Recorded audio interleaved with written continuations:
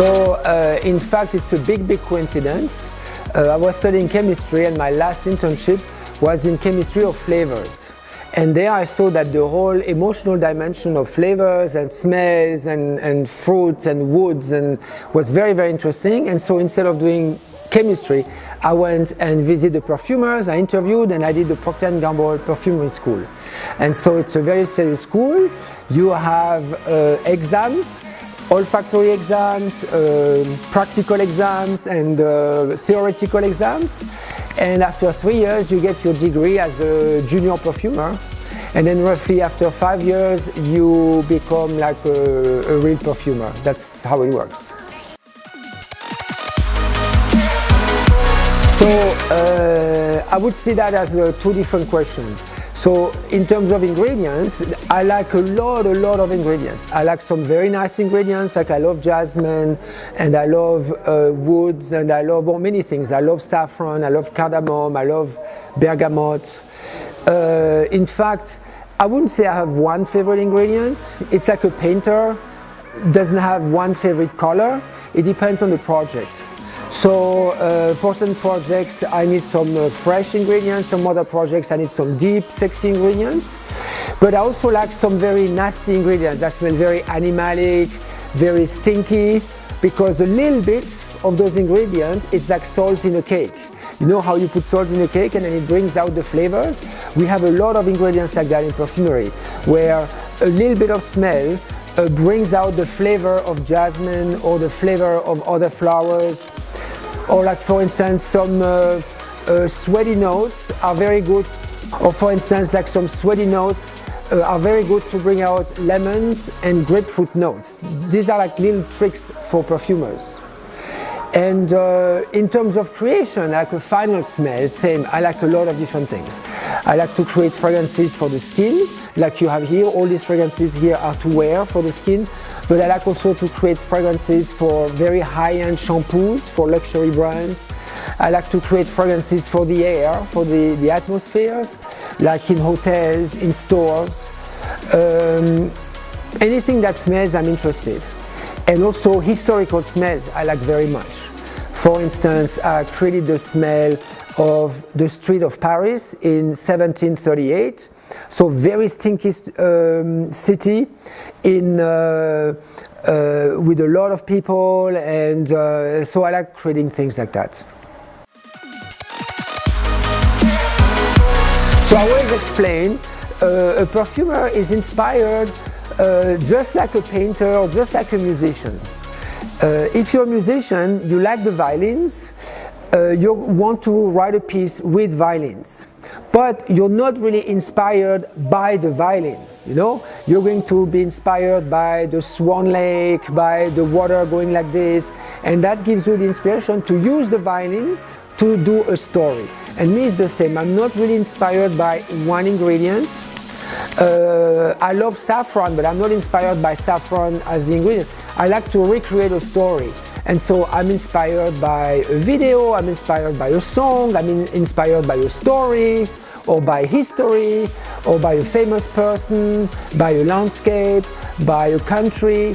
So I can be inspired by many different things. I created also a fragrance called Space Wood for the zoo. It's a brand new brand. And this is inspired by the future. I want people, when they smell a fragrance, to be inspired to open their minds. So not just by the smell of their vacation or the smell of their grandmother, but also the smell of the future. Yeah, so one perfume, because the bottle is not very long. So to create a fragrance, I always say it's about like 3 days to 3 years. But I would say like a painting, sometimes the first shot is good, but it's very rare. You have to try and try. So I would say more realistically about 3 weeks, 3 months, 6 months. That's what it takes us to create a nice perfume. But sometimes it takes 1 year, and as I say, sometimes it's very fast. So it depends. It depends. So first of all, I always want to remain open. I did not have a list of things I absolutely wanted to smell in Mongolia. there were some places I wanted to go, and then I leave it for inspiration and improvisation. And so, because anywhere you are, you have nice smells or bad smells, but they're all inspiring. And many places have very different smells, and some places have very common smell. So for instance, in Mongolia, I know you talk about the smell of charcoal. So yes, it is there, but it can also be very nostalgic, because it reminds me of some smells in Berlin, Germany in the winter. You still have that. It's very rare in Europe to smell coal anymore. But so it's kind of nostalgic. And then as a child, we had a coal oven that you had to do also every morning. So it's kind of this atmosphere. Now, I had also some other smells of fruit, of the sea berries, this sandorn thing, and then various things. We just went to the market. I love visiting markets everywhere, and the farmers market. You always learn things. You see what's common. You see different aspects. Anything is very interesting. So you should see a perfume just like clothing. You would never ask, why do we have to wear clothing? If you ask why, we would say, oh, because we don't want to be naked. Okay, fine. But then you can just wear a t-shirt and jogging pants or a pajama. Why don't you just do that? Because, and it's not to keep warm. You would say, oh, we need clothing to keep warm. There are countries you could walk around naked in the street. You don't need clothing to be warm. And there are countries like in Mongolia where you do need to be warm, but then you don't have to dress fancy, because we have a sense of aesthetic. And just like clothing, very nice clothing, precious clothing was for the kings and queens or for the priests in religion, it's the same with perfumes. It was first to be nicer than we actually are. It's for you to feel good, and it's for other people to feel good about you. I think also with perfumes, I find that very interesting. You can communicate to people things you would not dare say, or things you would not dare show. So for instance, especially for guys, you know how guys dress very conservatively, gray, black, always a suit or just t-shirt and jeans. They would never wear a red dress, but they do wear some fragrances that are very fruity. They do wear fragrances that are not discreet, that are very loud. So in fact, it's a way for them to communicate things they don't dare to communicate with a visual. And so that's why I find perfume fascinating. And this has been going on since the beginning of times. We also like to show that we are not animals. And just like by clothing, we could just dress with a yak vest, but we don't just do that. We like to show that we can do embroidering, we can do colors, so it's a way of showing our intelligence as well.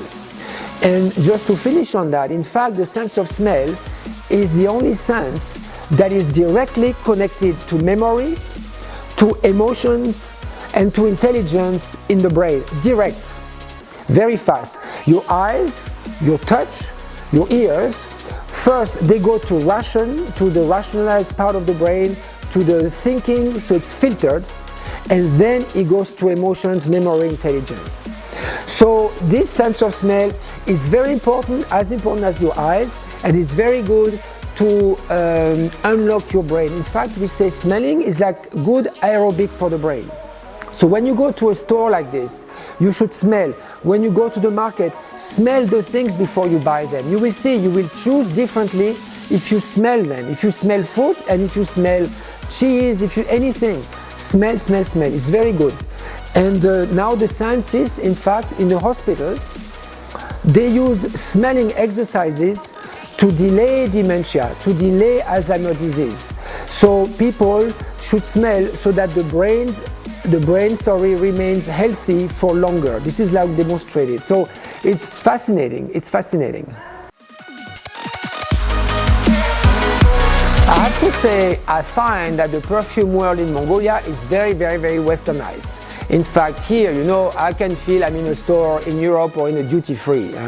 So in fact, I would encourage two things. One thing is for the Mongolian store, to start opening a little niche department. You know, this is now very, very popular in America and in Europe. And you should have, even in large stores like Sephora in Europe, you have a little niche department.